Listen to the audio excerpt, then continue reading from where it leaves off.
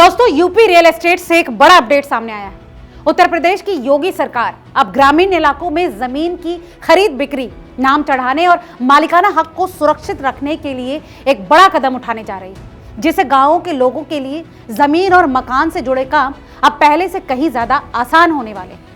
गांवों में जमीन की खरीद बिक्री, नाम चढ़ाने और मालिकाना हक को सुरक्षित रखने के लिए सरकार एक विधेयक लेकर आई है और इसके लागू होते ही घरौनी को ही सरकारी और मान्य दस्तावेज माना जाएगा।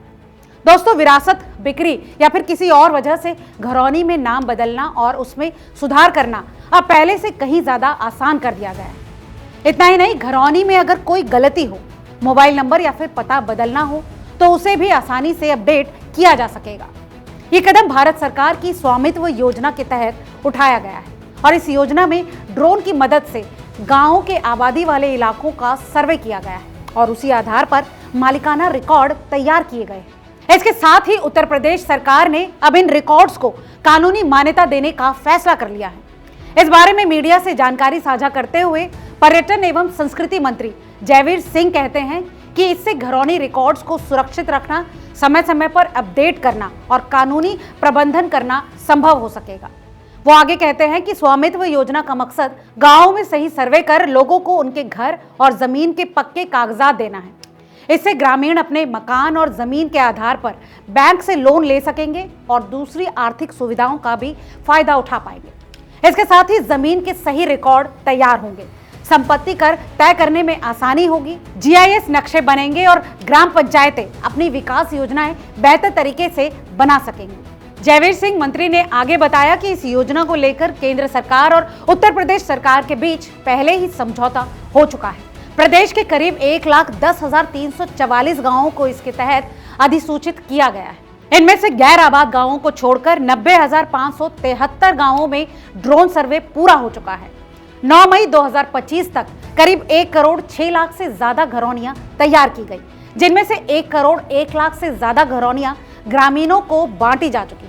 इस बारे में ज्यादा जानकारी देते हुए जयवीर सिंह आगे कहते हैं कि घरौनी बनने के बाद समय के साथ विरासत, उत्तराधिकार या फिर बिक्री जैसी वजहों से उसमें नाम बदलने और सुधार की जरूरत पड़ती है, लेकिन अब तक इसके लिए साफ नियम नहीं थे।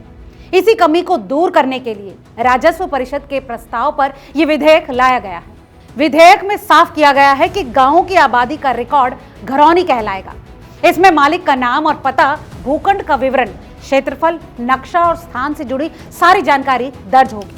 किसी गांव की सभी घरौनियों को मिलाकर घरौनी रजिस्टर बनाया जाएगा और एक अलग आबादी नक्शा भी तैयार होगा। सर्वे और रिकॉर्ड तैयार कराने के लिए अधिकारियों की जिम्मेदारी तय की गई है। दोस्तों, यूपी सरकार की इस खास स्कीम के तहत हर जिले में जिलाधिकारी एक अभिलेख अधिकारी नामित करेंगे।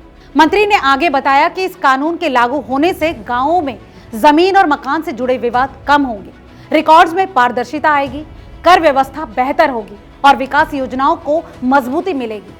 कुल मिलाकर ये कानून ग्रामीण आबादी वाले इलाकों के लिए एक अहम और दूरगामी असर वाला कदम साबित होगा।